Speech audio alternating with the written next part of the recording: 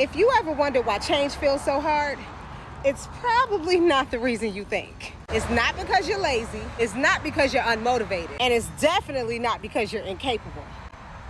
Let's talk about it. I'm Brittany, hey, your manifesting mentor. I'm not a coach, I'm not a guru, but I'm a woman who walks the walk and who shares what works. I think one of the biggest misconceptions people have about transformation is that once you know better, you'll automatically do better.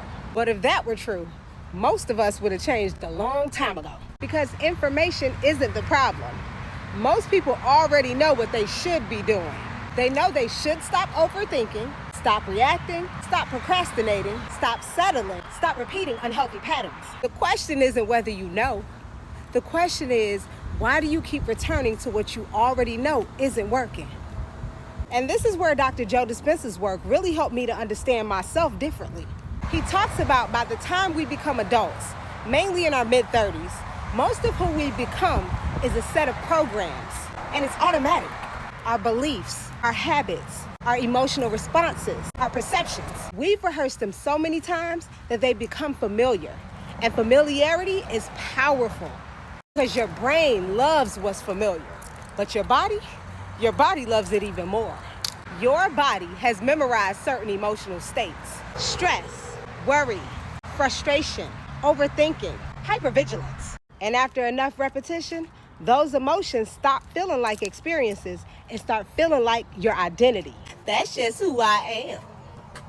Yeah, okay.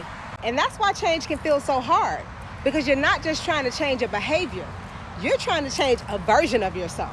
You are asking your mind and body to stop being who they practiced being for years, maybe even decades. And that's uncomfortable because every time you choose a new thought, every time you choose a new emotion, every time you refuse to tell the old story, every time you choose a new response, you're interrupting a pattern that your body has become familiar with. And your body doesn't always like that at first. In fact, the very thing you've been praying for can initially feel uncomfortable. Peace can feel uncomfortable. Stillness can feel uncomfortable. Healthy relationships can feel uncomfortable. Not because they're wrong for you, but because they're unfamiliar to you. And that's the part I think most people don't talk about. We assume that discomfort means something isn't working, when in fact, sometimes discomfort means that something is changing. And I've seen this in my own life. There have been times when I knew exactly what the old version of me would have done. I could literally feel the old reaction, the old thought, the old emotional pattern trying to pull me back. But I also knew that if I wanted a different life, I had to stop rehearsing the old personality. Not because I was pretending, but because I was becoming.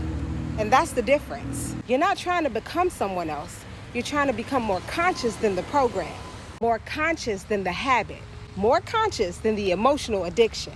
And every time you do that, you create a little more freedom. The reason change can feel so hard isn't because you're failing. It's because you're literally asking your mind and body to let go of who they practiced being for many years. That takes awareness, that takes repetition, that takes grace. But most importantly, it takes persistence. Because every time you choose differently, you're teaching yourself that a new future is possible. If you want to understand the science behind all of this, I read Becoming Supernatural by Dr. Joe Dispenza chapter by chapter on my YouTube channel. And it features my personal reflections and live replays. And if you want to read along, click this link right here to purchase your copy of the book. I don't know who needs to hear this, but this is your reminder, and you got this.